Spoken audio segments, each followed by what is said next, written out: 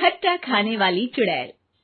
रात को अचानक राधिका मौसी को किचन से कुछ गिरने की आवाज आई। उन्होंने बाहर निकल के देखा तो किचन में उन्हें कोई सफेद साड़ी में दिखा। वो चीख पड़ी, हे भगवान, आलतू जलाल तू आई भला को टाल तू, आलतू जलाल तू आई भला को टाल तू।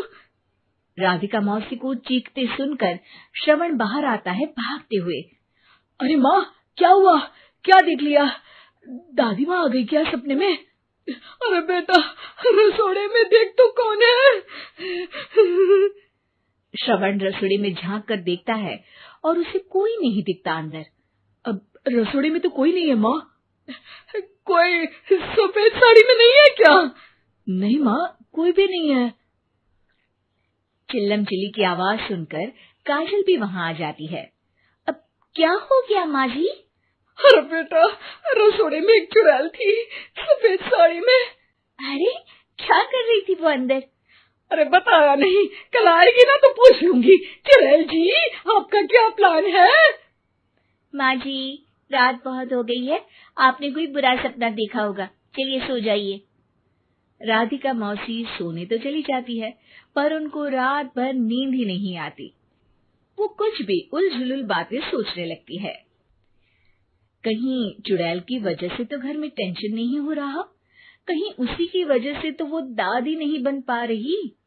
सुबह जब राधिका मौसी रसोड़े में छानबीन करती है तो पाती है कि नींबू का अचार गायब है।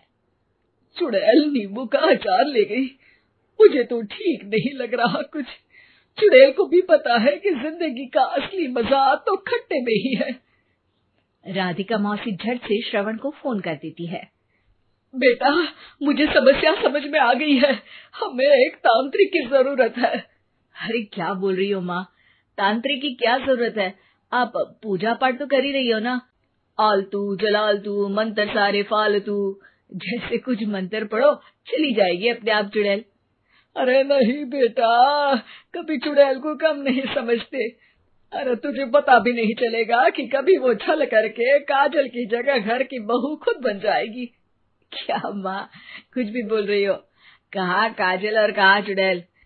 वैसे एक बात बताओ, काजल को अगर गाने के लिए बोल देना तो चुड़ैल काजल की आवाज सुनकर घर तो क्या, धरती लोग छोड़कर चली जाएगी। तुम ना पढ़े लिखे बच्चे हर चीज को मजाक समझते हो। तुम रहने दो, मैं खुद ही तांत्रिक को बुला लेती हूँ। अच्छा सुन, शाम को इमली लेके आना। क्या है कि चटनी खाए बहुत दिन हो गए है ना? नहीं माँ, इमली तांत्रिक से ही मंगवा लो ना, आटा वगैरह भी उसी से पिसवा लेना। देखो मुझे काम करना है। श्रवण रात को कई तरह की सब्जियों के साथ माँ के कहने पे चटनी के लिए इमली भी ले आया था, लेकिन राधिका मौसी के दिमाग में अलग ही फिल्म चल रही थी। उन्हें अब सिर्फ शक ही नहीं यकीन होने लगा था कि शायद चुड़ैल ने श्रवण पर अपना जाल बिछा दिया था, जिस वजह से श्रवण उनकी बात ही नहीं मान रहा था। पर कोई नहीं, आने वाली रात में राधिका मौसी खुद तैयार हो गई चुड़ैल को पकड़ने के लिए। रुद्राक्ष की माला, तुलसी का पत्ता, हनुमान चालीसा सब हाथ के पास ही था, बस चुड़ैल का इंतजार था। और जैसा राधिका मौसी ने सोचा था वैसा ही हुआ। वो चुड़ैल उस रात भी आई, पर वो राधिका मौसी से तेज निकली और राधिका मौसी के उससे पकड़ने के पहले ही वो भाग खड़ी हुई। जरूर बहू पे साया है उस चुड़ैल का, तभी तो श्रवण के कमरे में गई है। और अगली सुबह राधिका मौसी पिछली रात हुए हमले में किन चीजों का नुकसान हुआ उसका हिसाब लगा रही थी। उनके खेमे से एक आम के अचार की शीशी भी गायब हो चुकी थी, और वो इमली भी जो कल श्रवण लेकर आया था। राधिका मौसी इस बारे में सोच ही रही थी कि श्रवण जल्दी से रसोड़े में आकर दवाइयों की पोटली ढूंढने लगता है। अरे बेटा, क्या हो गया? अब माँ, वो काजल की तबीयत खराब है, बहुत घबराहट हो रही है उसे। हे भगवान, मैंने पहले ही कहा था कि तांत्रिक को बुला लेते हैं, पर नहीं, अब देखो उस चुड़ैल ने काजल को अपने वश में करना शुरू भी कर दिया है। हालांकि श्रवण भूतों में विश्वास नहीं करता था, पर अब वो भी डर जाता है और राजी हो जाता है एक तांत्रिक को बुलाने के लिए।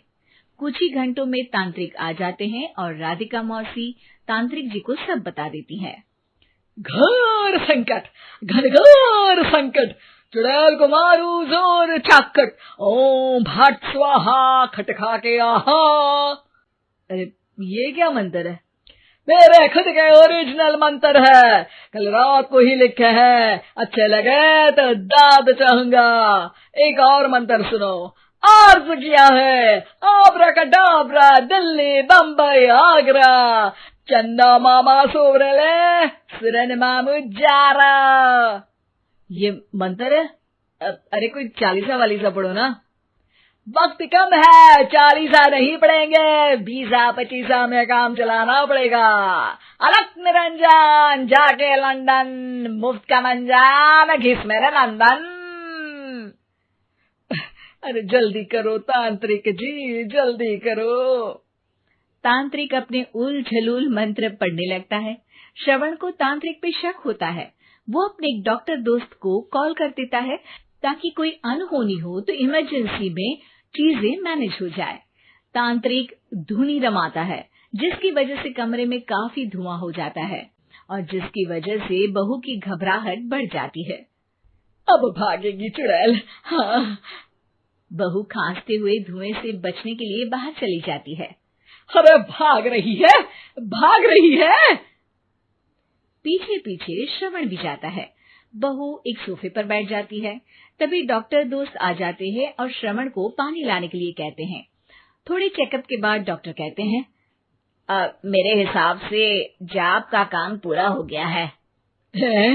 क्या मतलब? अरे कुछ भी नहीं माँ, कोई चुड़ैल नहीं है, खुशखबरी है, अब दादी बनने वाली है। मगर वो सब अचार के डब्बे। श्रवण दोनों अचार के डब्बे अपनी माँ को दिखाता है, जो कि उनके बिस्तर के नीचे छुपे हुए थे। आपने सही बोला था माँ, वो चुड़ैल काजल ही थी जो खट्टा खा रही थी। हमें कल ही पता चला, पर हमने आपको ये तांत्रिक वाला काम करने दिया ताकि आपको भरोसा हो जाए कि भूत वगैरह कुछ होता ही नहीं। अच्छा अच्छा, ये तो बड़ी खुशी की बात है, पर बेटा मुझे एक झाड़ू तो ला दे। क्यों माँ? ये तांत्रिक का भूत उतारती हूँ मैं। अब तांत्रिक राधा मौसी के डर से घर से भाग निकलता है और राधा मौसी उसके पीछे भागती है। अरे संकट ये घनघोर है, तांत्रिक मुआ चोर है।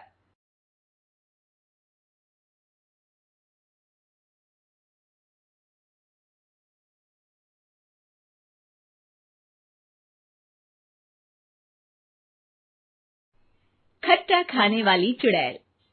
रात को अचानक राधिका मौसी को किचन से कुछ गिरने की आवाज आई। उन्होंने बाहर निकल के देखा तो किचन में उन्हें कोई सफेद साड़ी में दिखा। वो चीख पड़ी, हे भगवान, आलतू जलाल तू आई बला को टाल तू, आलतू जलाल तू आई बला को टाल तू। राधिका मौसी को चीखते सुनकर श्रवण बाहर आता है भागते हुए। अरे माँ, क्या हुआ? क्या देख लिया? दादी माँ आ गई क्या सपने में? अरे बेटा, रसोड़े में देख तो कौन है?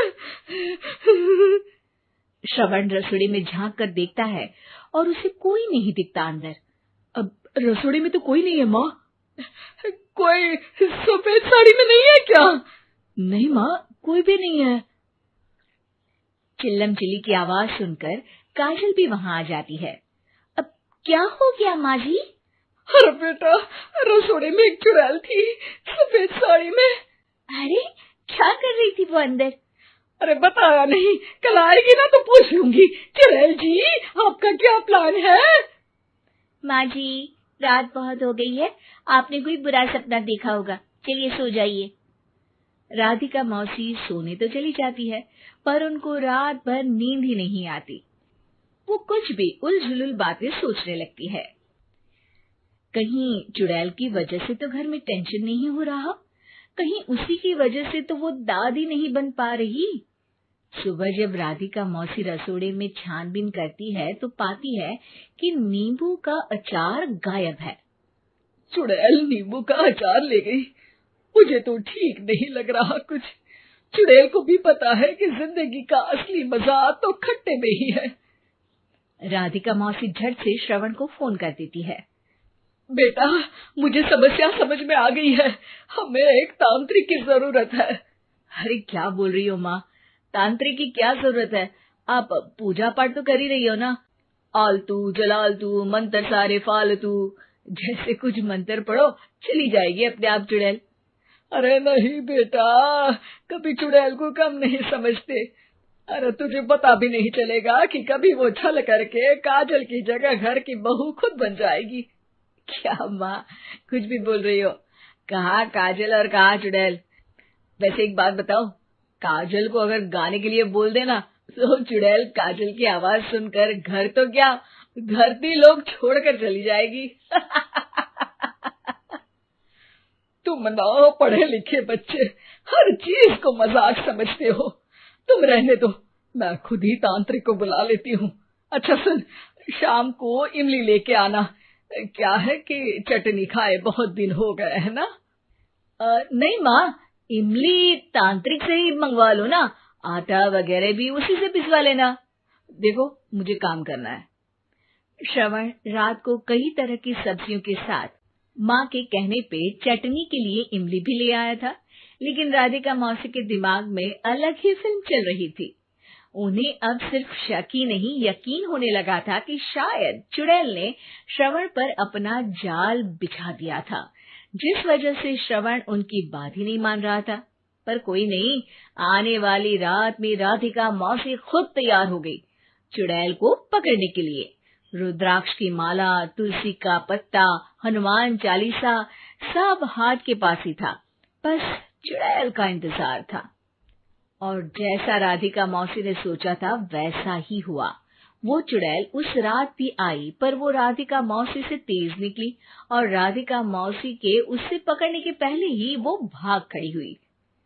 जरूर बहू पे साया है उस चुड़ैल का, तभी तो श्रवण के कमरे में गई है। और अगली सुबह राधिका मौसी पिछली रात हुए हमले में किन चीजों का नुकसान हुआ उसका हिसाब लगा रही थी।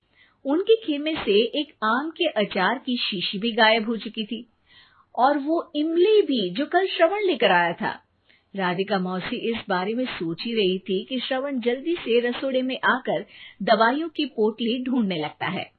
अरे बेटा, क्या हो गया? अब माँ, वो काजल की तबीयत खराब है, बहुत घबराहट हो रही है उसे।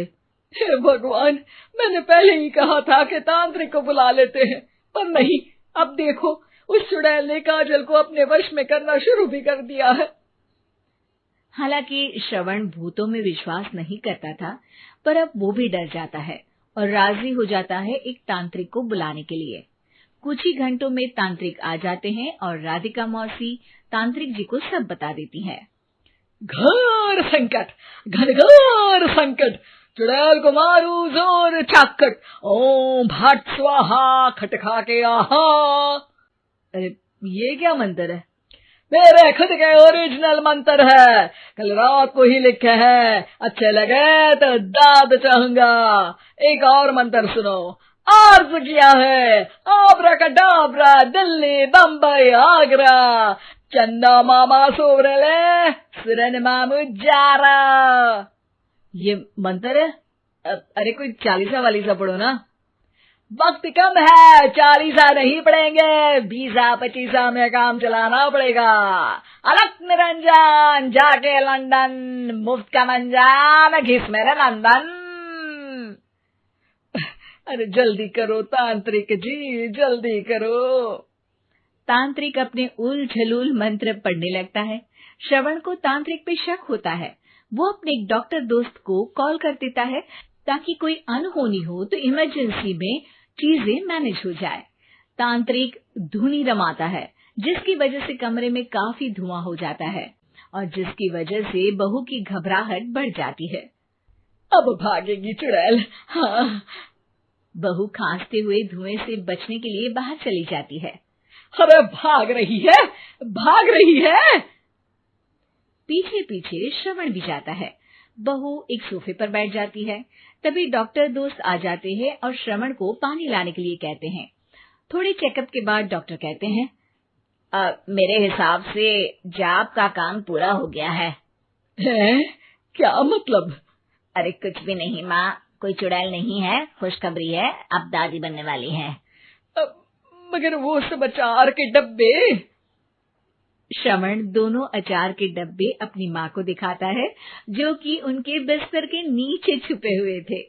आपने सही बोला था माँ, वो चुड़ैल काजल ही थी जो खट्टा खा रही थी। हमें कल ही पता चला, पर हमने आपको ये तांत्रिक वाला काम करने दिया ताकि आपको भरोसा हो जाए कि भूत वगैरह कुछ होता ही नहीं। अच्छा अच्छा, ये तो बड़ी खुशी की बात है। पर बेटा मुझे एक झाड़ू तो ला दे। क्यों माँ? ये तांत्रिक का भूत उतारती हूँ मैं।